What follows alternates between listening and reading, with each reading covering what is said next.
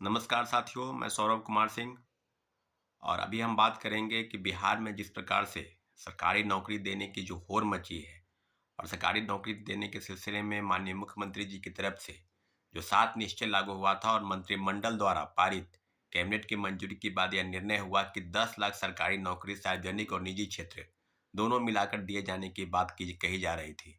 और उस समय में जो सरकार थी वो एनडीए की सरकार थी। उसके तुरंत बाद ये बात निर्णय हुआ कि 10 लाख सरकारी नौकरी में लगभग 4 लाख सरकारी नौकरी शिक्षकों की बहाली बड़े पैमाने पर बिहार में होने जा रही है। और इस बात पर जब तक ये निर्णय होता तब तक बिहार में महागठबंधन की सरकार यानी जेडीयू और आरजेडी की सरकार बिहार में सत्ता में पुनः वापसी हुई। और आज आज फिर पुनः इस बात की क्रेडिट लेने की हो रहा है कि जिस विषय की हम चर्चा करेंगे कि क्या सरकारी नौकरी बिहार में महागठबंधन की सरकार या एनडीए की सरकार दोनों के लिए एक चुनौती थी। उन दोनों के मामलों पर आपको हम स्पष्ट बता दें कि सरकारी नौकरी की जो चाहत में बिहार के युवा लगातार यह प्रयास कर रहे थे और मांग कर रहे थे कि लगातार शिक्षकों की बहाली हो। स्वास्थ्य महकमे में लगभग 1 लाख से ज़्यादा वैकेंसी की बात करने की दी जा रही थी, उसमें भी काफ़ी सीटें थी। तो सब मिलाकर एक बात स्पष्ट है कि बिहार सरकार की तरफ से लगभग 4 लाख सरकारी नौकरी जो शिक्षकों की बहाली होनी है, उसमें दूसरे फेज की बहाली हो गई है और 3 महीने के अंदर लगभग 2 लाख शिक्षकों की बहाली हुई है।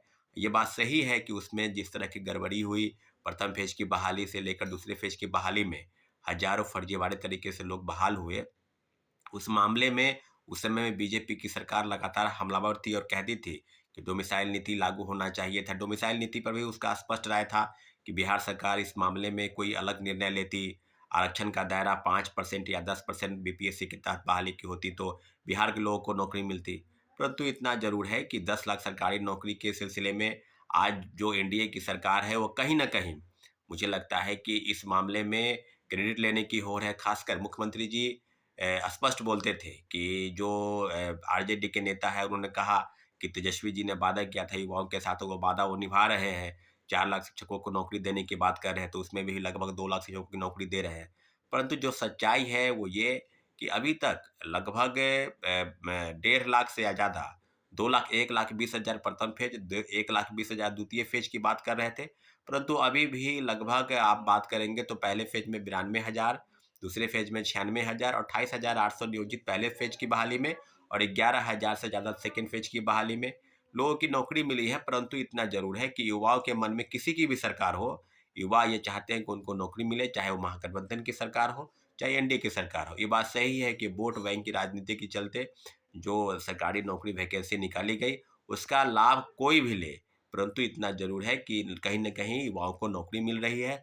और आज पुनः बिहार में एनडीए की सरकार है, तो राज्य के दोनों डिप्टी सीएम से ये ज़िम्मेवारी बनती है कि जब आप सरकार में नहीं थे, तो बखूबी युवाओं के पक्ष में बोलते थे, खासकर डोमिसाइल नीति पर, फर्जीवाड़ा पर और सप्लीमेंट्री रिज़ल्ट पर भी बखूबी बोलते थे। परंतु आज जब पुनः आपकी सरकार बनी है, आप सत्ता में आए हैं, तो आपकी चुप्पी किस बात की तरफ इशारा करती है। लेकिन इतना ज़रूर है कि स्वास्थ्य विभाग में लगभग 1 लाख से ज़्यादा पद रिक्त हैं।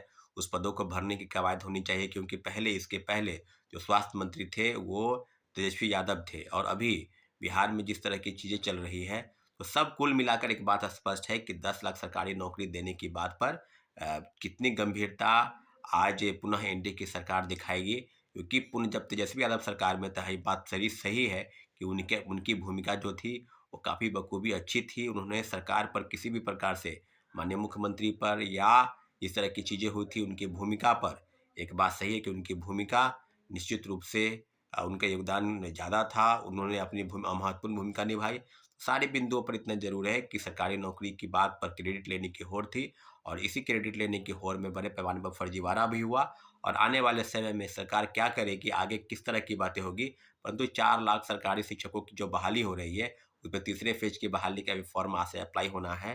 तो सारी चीज़ों पर इतना ज़रूर है कि सरकारी नौकरी देने की बात पर सरकार जिस प्रकार से गंभीरता दिखानी चाहिए थी, वो गंभीरता नहीं दिखाई, परंतु पुनः वोट बैंक के चलते, क्योंकि 2024 में आम चुनाव लोकसभा के और 2025 में बिहार विधानसभा के चुनाव होने वाले हैं। इन्हीं को ध्यान में रखते हुए सरकारी नौकरी की कवायद बिहार सरकार से शुरू हुई है। और इसका क्रेडिट कोई भी ले, युवाओं को नौकरी चाहिए, चाहे वो एनडीए की सरकार हो, चाहे महागठबंधन की सरकार हो, किसी भी प्रकार से उनको नौकरी चाहिए। और नौकरी में अपने आवेदन के माध्यम से उस सरकार की कोई भी सेवा हो, चाहे शिक्षा हो, चाहे स्वास्थ्य हो या कोई भी विभाग इंजीनियरिंग के क्षेत्र में हो या कॉलेज में लेक्चरर के पद हो, आदि आदि कई जगहों पर सरकारी नौकरी की बात अगर सरकार करेगी तो निश्चित रूप से अपने आवेदन के माध्यम से सेवा में आएंगे और आने वाले समय में ये आपको देखने को मिल सकता है। धन्यवाद। जय हिंद।